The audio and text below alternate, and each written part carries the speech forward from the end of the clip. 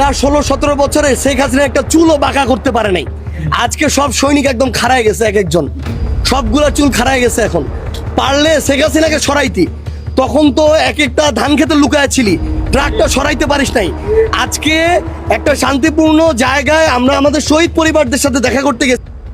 আসল কথা ওইটা না, আসল কথা হচ্ছে জোরজার মুল্লুকদার। তো এই যে নাসির উদ্দিন পাটোয়ারি, নাহিদ ভাই, সার্জিস আলম, তোমরা এখানে বসে কাদের জন্য অপেক্ষা করছো? হ্যাঁ, কাদের জন্য? তোমরা কি ভাবছো যে তোমাদের সাথে আবার জনগণ একসাথে মিশে কাঁধে কাঁধ মিলিয়ে রাজপথে দাঁড়াবে? তোমরা বোকার স্বর্গে বাস করতেছো। হ্যাঁ, বোকার স্বর্গে বাস করতেছো। তোমরা জনগণের গণভোটের সাথে গাদ্দারি করেছো। যদি বলো কেমন, তো প্রথমে যখন গণভোটটা হওয়ার কথা ছিল, সর্বপ্রথম তোমরাই না করেছিলে, এই এনসিপি করেছিল না। শত সহস্র মানুষ তোমাদের ওই এনসিপির জন্য কিন্তু জীবন দেয় নাই। তারা 24-এ জীবন দিয়েছিল একটু পরিবর্তনের জন্য, তাদের ম্যান্ডেটটা যদি সঠিকভাবে পায় তারা। কিন্তু সেই পথেই তোমরা হস্তক্ষেপ করলে। এটা যে কত বড় ভুল করেছো সেটা হয়তো এখন বুঝতে পারতেছো। এর জন্য এখন বেশ্যাগিরি করতেছো আর পাবলিকের সামনে এসে গণভোট করে সিম্প্যাথি কামাচ্ছ।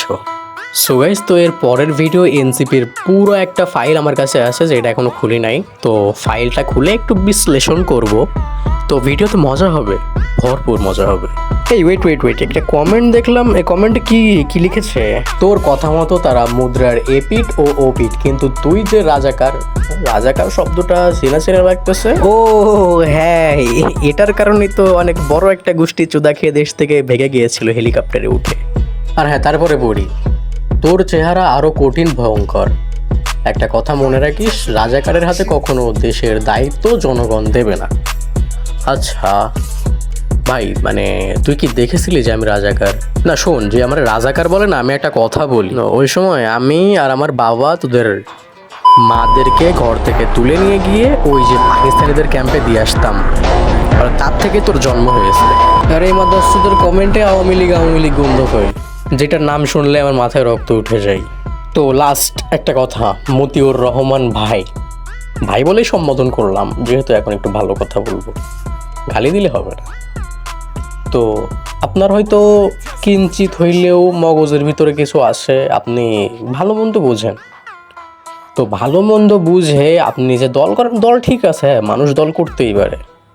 তাই বলে আপনি যারে তারে রাজাকার বলবেন, যারে তারে এক এক দলের কর্মীকে এক এক রকমভাবে বলে। যেমন জামাতের গুপ্ত বলে বিএনপির লোকজনরা।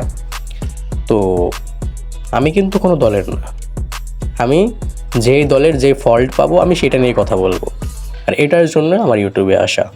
আর সামনের থেকে আমার ভিডিওগুলো একটু ভালো করে দেখবেন, একটু বোঝার চেষ্টা করবেন, তারপর এসে কমেন্ট করবেন। তো নেক্সট ভিডিওতে আসছি এনসিপিকে সাথে করে নিয়ে।